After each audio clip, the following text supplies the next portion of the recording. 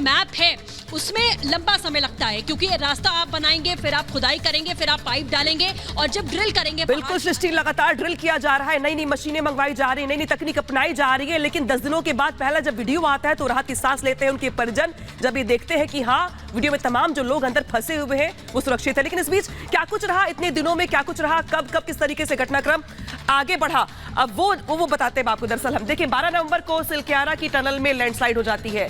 इसके बाद अगर बात की जाए तो 13 नवंबर को रेस्क्यू इसका शुरू किया जाता है, मजदूरों से संपर्क साधने का प्रयास किया जाता है। इसके बाद अगर बात की जाए तो 14 नवंबर को अर्थ ऑगर मशीन से खुदाई में मुश्किल पेश आती है और शायद यही वजह कि कुछ मशीनें पहले खराब हो गई, इसके बाद बदल दिया गया इनको।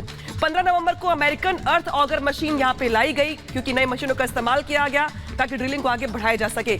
16 नवंबर को मुश्किलों से रेस्क्यू ऑपरेशन धीमा हो गया, जो मुश्किलें पेश आ रही थी, मशीनें काम नहीं कर रही थी, इसके चलते जो रेस्क्यू ऑपरेशन था वो धीमा पड़ गया। इसके बाद और मशीनें मंगवाई गई। 17 नवंबर को अमेरिकन ऑगर मशीन का काम रुक गया। इसके बाद ये कहा गया दरअसल कि इंदौर से और बाकी अलग अलग जगहों से मशीनें मंगवाई जाएंगी, एक्सपर्ट बुलाए जाएंगे। तो इसके बाद 18 नवंबर को घटनास्थल पर पहुंचे पीएमओ के अफसर, जिन्होंने पूरे हालात का जायजा लिया, अपडेट मिली। 19 नवंबर को पहाड़ के ऊपर से ड्रिलिंग की प्लानिंग की गई, जो यहाँ पे तकनीक अपनाई गई। कहा गया दरअसल कि पहाड़ के ऊपर से ड्रिलिंग की जाएगी।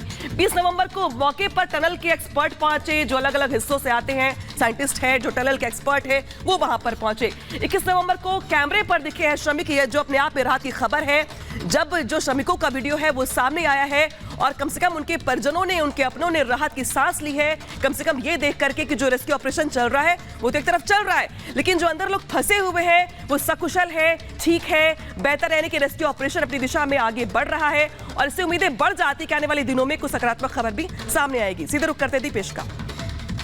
तो जब मजदूर उस टनल में फंसे उसके बाद से अब तक का पूरा अपडेट आपने सुना कि कैसे क्या क्या हुआ, लेकिन उन 41 मजदूरों को निकालने के लिए एक तरफ राहत बचाव का काम चल रहा है तो दूसरी तरफ पूरा देश उन मजदूरों की सलामती के लिए दुआ मांग रहा है।